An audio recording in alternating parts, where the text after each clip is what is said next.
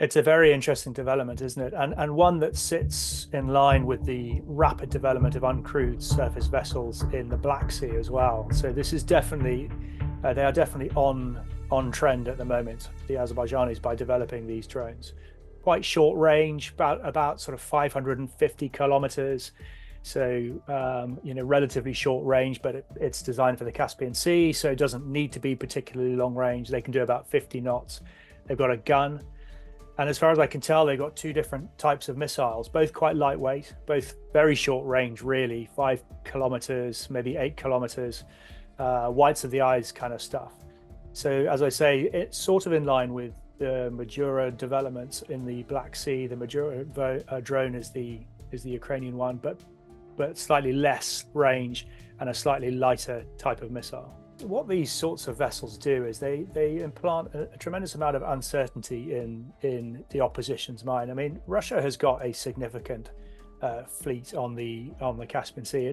It's about 30 to 40 vessels in total, from frigates downwards, corvettes. They've got missile boats, they've got gunboats, landing craft. So they've got a degree of domination there, certainly numerically. What this does is it addresses that balance. It pushes many of these vessels, all of which have a range ring around them. And whilst I said that range ring is quite short, if you're a planner opposing that, you've still got to account for it. If you go inside that range ring, whether it's 8 kilometers or 20 kilometers, whatever it is, you're now vulnerable to that weapon system. Whether it's good, bad, doesn't work, works perfectly, you still have to factor that in.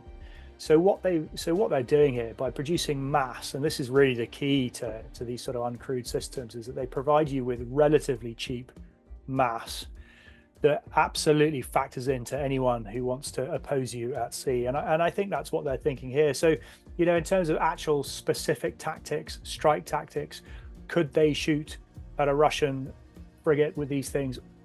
Well, I was going to say almost certainly not. But then when you reflect on some of the performance of their ships in the Black Sea, there are no certainties in warfare. Could they shoot at a Russian helicopter operating from one of their ships? Absolutely, and that's really important. If you can move your helicopters around at sea at will, then you have a tremendous advantage in terms of surface surveillance and area surveillance and whatever else. If you can't do that because you might get shot at by one of these drones you haven't spotted, then again, you're very much more restricted. So they could use them in a number of different ways tactically, but operationally, this is about mass and generating uncertainty. Uncrewed vessels is the direction of travel. The exam question is, how fast do you progress down that road? And at the moment, it's Ukraine first, everyone else second. I don't think there's much doubt about that. Actually, probably Iran would have a view on that, given the way they've developed their fast attack craft fleet in the last 20 years. But in terms of overall effectiveness, it's Ukraine first. And everyone else is going, right, what do we do? What's our sort of role in this? And we mustn't become sort of drone happy. The Elon Musk notion that drones have rendered stealth jets, for example, obsolete, that is not correct. There's a role for both. And I think there always will be, at least for a very, very long time. So what you need at the moment is the right blend of large and expensive and crewed vessels and aircraft, and then medium-sized surveillance and refueling and electronic warfare type drones, and then smaller, attritable, expendable vessels, perhaps a bit like this one: cheap, cheerful, effective, and you can produce en masse, and you can lose en masse as well, and it doesn't really matter. So you need a mix of all of that. If you want the spread across all capabilities. And so I would say Russia's slightly behind, but then so are we. So are we in the UK. We've got fantastic projects going in the Navy to try and move this along. But as ever with UK defence resourcing, it's underfunded. So the little pocket within the Navy that deals with this future development doesn't have the money to really go at it in the way that the Ukrainians have. And then, of course, you're restricted by all the sort of peacetime rules and regulations that the Ukrainians are not. So it's a long way of saying, yes, Russia are behind on this. Certainly in the Caspian Sea, they are now. But then actually everyone is a little bit behind on it when you compare it to the Ukrainians. the thing that most people don't grasp when they talk about drones at sea is the distances involved. You see a lorry firing hundreds of drones across the water into Russia, and you go, okay, well, that's what the future looks like. But that was a range of 1 or 2 miles, and they were able to set up their position and fire it. The minute you go to sea, I mean, I've already said 5 kilometers in missile terms is whites of the eye stuff. If you're defending against something and you let it get within 5 kilometers, it's very, very close. You know, the Caspian Sea is 143,000 square miles, right? So it's small. It's about fractionally smaller than the Black Sea. They're both small. Mediterranean is just under 1 million. South China Sea, 1.4 million square miles. Indian Ocean, 27 million square miles. These are unimaginably large areas that navies get to operate in. So it's tempting when you look at the Ukraine land war, and to an extent Ukrainian success in the Black Sea with drones, to go, okay, well, that's the panacea.